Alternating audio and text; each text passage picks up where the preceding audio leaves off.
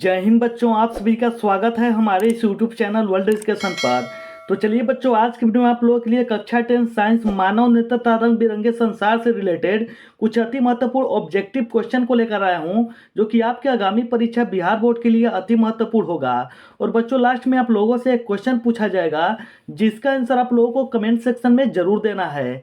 तो चलिए बच्चों, बिना विलंब के वीडियो को स्टार्ट करते हैं। तो यहाँ पर देखिए बच्चों, जो हमारा आज का पहला क्वेश्चन दिया हुआ है कि दृश्य प्रकाश में किस वर्ण का तरंग दर अधिकतम होता है। तो यहाँ पर देखिए बच्चों, जो हमारा ऑप्शन नंबर ए दिया हुआ है बैगनी, बी में दिया है बच्चों लाल, सी में दिया हुआ है नीला और डी में दिया हुआ है पीला।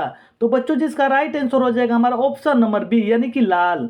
तो चलिए बच्चों, इस प्रकार से नेक्स्ट क्वेश्चन की ओर चलते हैं। यहाँ पर देखिए बच्चों, जो हमारा नेक्स्ट क्वेश्चन दिया हुआ है कि इंद्रधनुष का बनना किस परिघटना पर आधारित है। तो यहाँ पर देखिए बच्चों, जो हमारा ऑप्शन नंबर ए दिया हुआ प्रकाश का परावर्तन, बी में दिया हुआ बच्चों प्रकाश का अपवर्तन, सी में दिया हुआ बच्चों प्रकाश का वर्ण विक्षेपण और डी में दिया बच्चों इनमें से कोई नहीं। तो बच्चों, जिसका राइट आंसर हो जाएगा हमारा ऑप्शन नंबर सी, यानी कि प्रकाश का वर्ण विक्षेपण। तो चलिए बच्चों, इसी प्रकार से नेक्स्ट क्वेश्चन की ओर चलते हैं। यहाँ पर देखिए बच्चों, जो हमारा नेक्स्ट क्वेश्चन दिया हुआ है कि जो नेत्र निकट की स्थित वस्तु को साफ नहीं देख सकता है, उस नेत्र में होता है।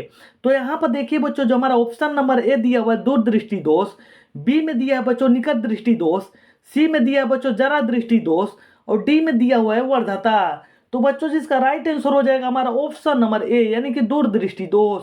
तो चलिए बच्चों, इस प्रकार से नेक्स्ट क्वेश्चन की ओर चलते हैं। यहाँ पर देखिए बच्चों, जो हमारा नेक्स्ट क्वेश्चन दिया हुआ है कि किसी कोलाइडी विलयन में निलंबित कणों के प्रकाश के प्रकीर्णन को कहा जाता है।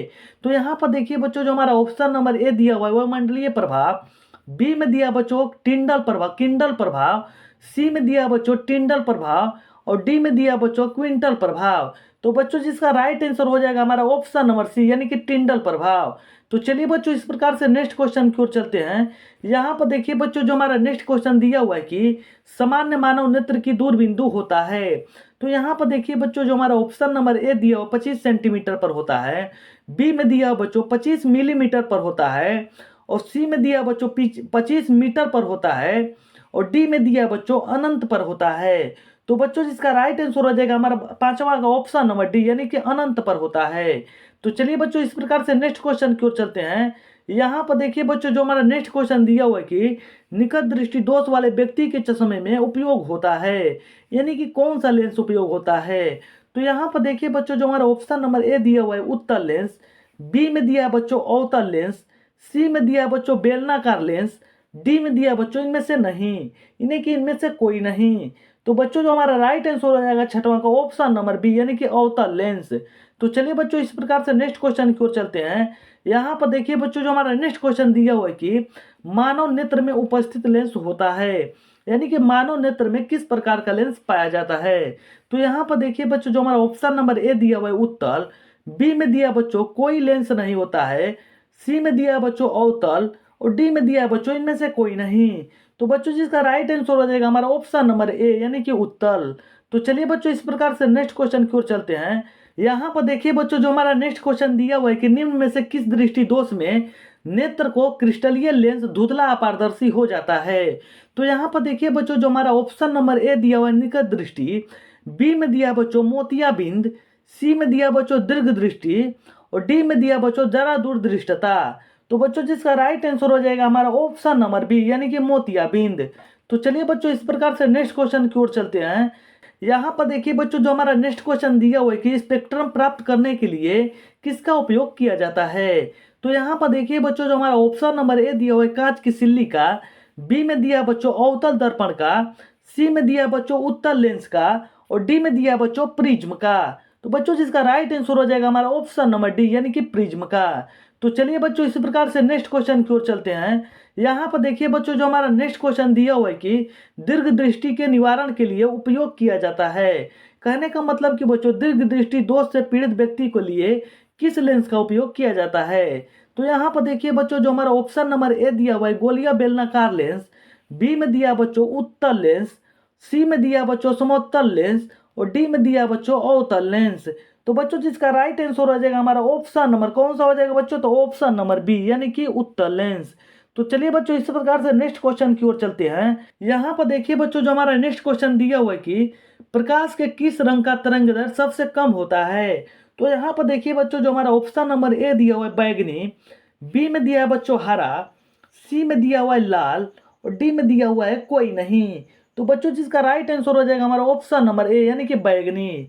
तो चलिए बच्चों इस प्रकार से नेक्स्ट क्वेश्चन की ओर चलते हैं।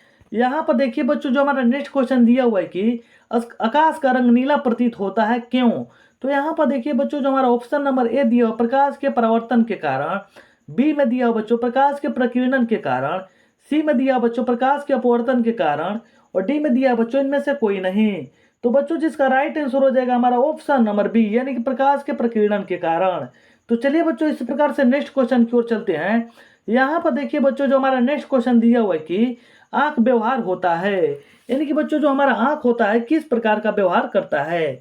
तो यहाँ पर देखिए बच्चों जो हमारा ऑप्शन नंबर ए दिया हुआ है अवतल दर्पण की तरह, बी में दिया बच्चों उत्तल लेंस की तरह, सी में दिया बच्चों समतल दर्पण की तरह और डी में दिया बच्चों इनमें से कोई नहीं। तो बच्चों जिसका राइट आंसर हो जाएगा हमारा ऑप्शन नंबर बी यानी कि उत्तल लेंस की तरह। तो चलिए बच्चों इसी प्रकार से नेक्स्ट क्वेश्चन की ओर चलते हैं।